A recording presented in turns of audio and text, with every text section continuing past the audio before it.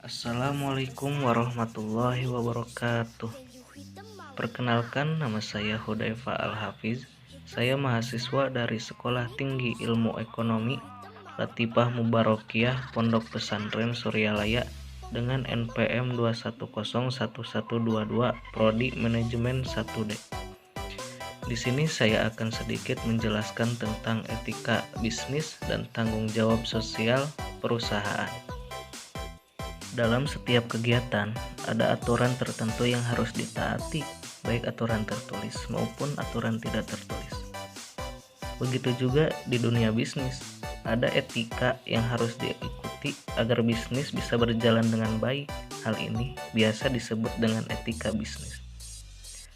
Tanpa etika dalam berbisnis, persaingan antar perusahaan dapat menjadi tidak sehat, konsumen menderita, terjadi pencemaran lingkungan, atau menimbulkan praktek monopoli perdagangan.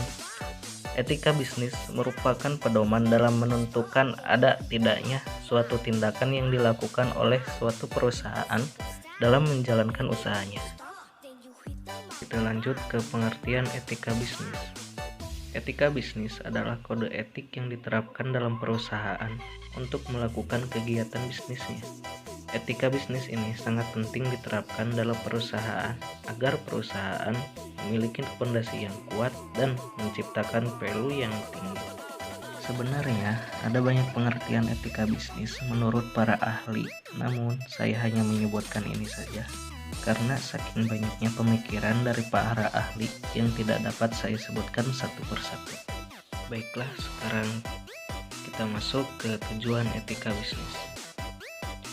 Etika bisnis bertujuan untuk memberikan dorongan bagi kesadaran moral dan memberikan batasan bagi para pengusaha atau pebisnis untuk dapat menjalankan bisnis secara jujur, adil, serta menjauhi bisnis penipuan yang merugikan banyak orang atau pihak yang memiliki keterikatan.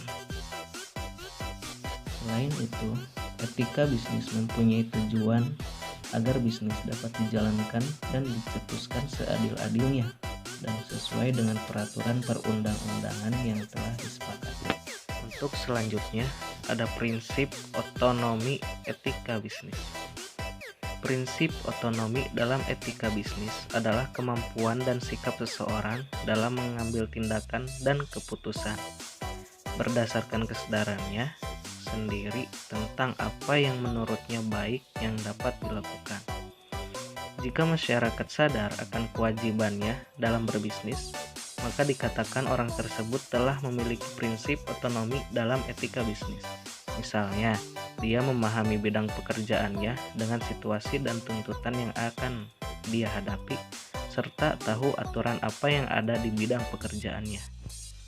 Selain itu, seseorang yang dapat memiliki fungsi otonom akan menyadari resiko dan konsekuensi yang akan timbul pada dirinya dan orang lain yang merupakan pelaku usaha. Secara umum, seseorang yang memiliki prinsip otonomi akan lebih suka diberikan kebebasan dan kewenangan untuk melakukan apa yang menurutnya baik. Selanjutnya, ada prinsip etika bisnis yang saling menguntungkan. Pelaku usaha harus menjalankan usahanya dengan sebaik-baiknya agar semua pihak yang terlibat dapat memperoleh keuntungan. Seperti halnya asas keadilan, asas memberi manfaat juga bertujuan untuk mencegah hanya satu pihak yang memperoleh manfaat. Misalnya, pengusaha harus memberikan harga barang yang sebenarnya kepada konsumen dan memberikan pelayanan sebaik mungkin untuk memberikan kepuasan pelanggan. Oleh karena itu, prinsip saling menguntungkan harus dipegang teguh. Dan ini upaya perwujudan dan peningkatan etika manajemen dan etika bisnis. Yang pertama ada pelatihan etika, advokasi etika, kode etik, keterlibatan publik dalam etika bisnis perusahaan.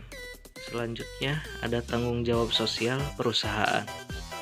Tanggung jawab sosial perusahaan atau corporate social responsibility adalah bentuk kepedulian perusahaan terhadap lingkungan eksternal perusahaan melalui berbagai kegiatan yang dilakukan dalam rangka 1.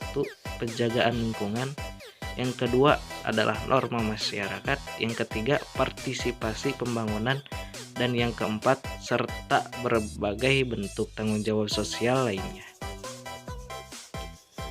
Adapun strategi pengelolaan tanggung jawab sosial perusahaan. Yang pertama adalah strategi reaktif. Kegiatan bisnis yang melakukan strategi reaktif dalam tanggung jawab sosial cenderung menolak atau menghindarkan diri dari tanggung jawab sosial. Yang kedua, ada strategi defensif.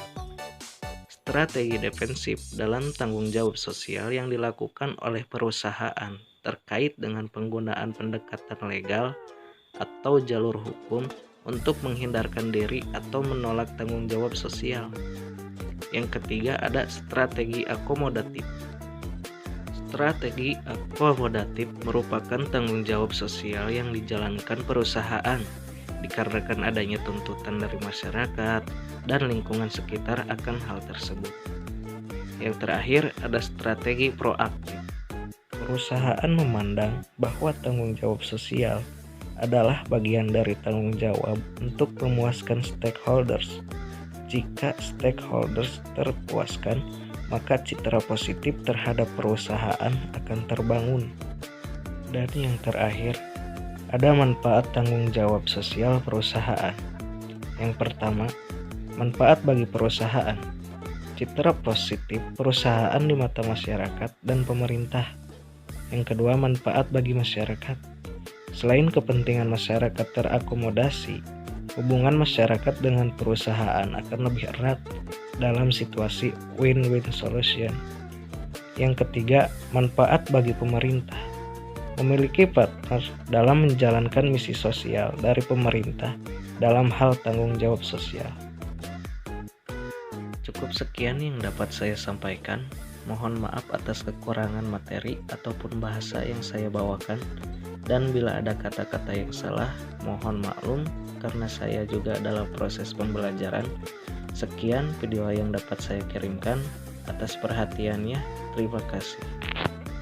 Wassalamualaikum warahmatullahi wabarakatuh.